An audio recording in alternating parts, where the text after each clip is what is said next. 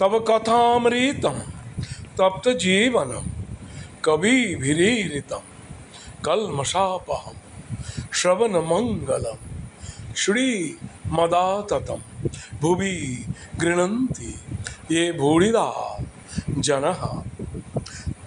শ্রীমা কথিত শ্রী শ্রীরামকৃষ্ণ কথামৃত পাঠ। শ্রীরামকৃষ্ণ দক্ষিণেশ্বর মন্দিরে 1883 8ই এপ্রিল। গতকাল আমরা চতুর্দশ পরিচ্ছেদ পাঠ আরম্ভ করেছিলাম। আজ তার বাকি অংশটি পাঠ করছি। সিদ্ধের পক্ষে ঈশ্বর কর্তা, অন্যের পক্ষে পাপ পুণ্য, ফ্রি উইল। শ্রীরামকৃষ্ণ, ভাস্করানন্দের সঙ্গে তোমার কোনো কথা হলো? মণিলাল, আগে হ্যাঁ, অনেক কথা হলো। তার মধ্যে পাপ পুণ্যের কথা হলো। তিনি বললেন, পাপ পথে যেও না, পাপ চিন্তা ত্যাগ করবে। ঈশ্বর এইসব চান, যেসব কাজ করলে পুণ্য হয় এমন সব কর্ম করো। শ্রীরামকৃষ্ণ, হ্যাঁ, ও একরকম আছে ঐহিকদের জন্য, যাদের চৈতন্য হয়েছে, যাদের ঈশ্বর সৎ আর সব অসৎ অনিত্য বলে বোধ হয়ে গেছে, তাদের আর এক রকম ভাব। তারা জানে যে ঈশ্বরই একমাত্র কর্তা আর সব অকর্তা। যাদের চৈতন্য হয়েছে তাদের বেতালে পা পড়ে না, হিসাব করে পাপ ত্যাগ করতে হয় না। ঈশ্বরের উপর এত ভালোবাসা যে কর্ম তারা করে সেই কর্মই সৎকর্ম। কিন্তু তারা জানে এ কর্মের কর্তা আমি নই, আমি ঈশ্বরের দাস, আমি যন্ত্র, তিনি যন্ত্রী। তিনি যেমন করান তেমনি করি, যেমন বলান তেমনি বলি, তিনি যেমন চালান তেমনি চলি। যাদের চৈতন্য হয়েছে তারা পাপ পুণ্যের পার। তারা দেখে ঈশ্বরই সব করছেন। এক জায়গায় একটি মঠ ছিল। মঠের সাধুরা রোজ মাধুকরী অর্থাৎ ভিক্ষা করতে যায়। একদিন একটি সাধু ভিক্ষা করতে করতে দেখে যে একটি জমিদার একটি লোককে ভারী মারছে। সাধুটি বড় দয়ালু,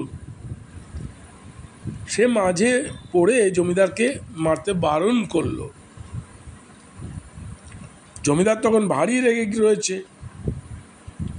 সে সমস্ত কোপটা সাধুটির গায়ে ঝাললে, এমন প্রহার করলে যে সাধুটি অচৈতন্য হয়ে পড়ে রইল।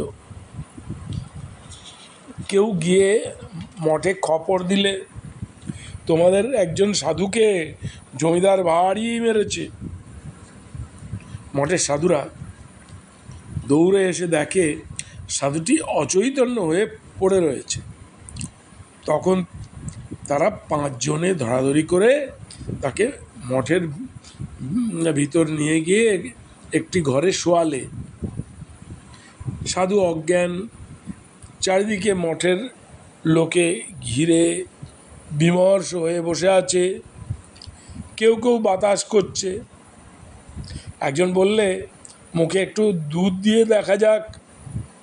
মুখে দুধ দিতে দিতে সাধুর চৈতন্য হলো।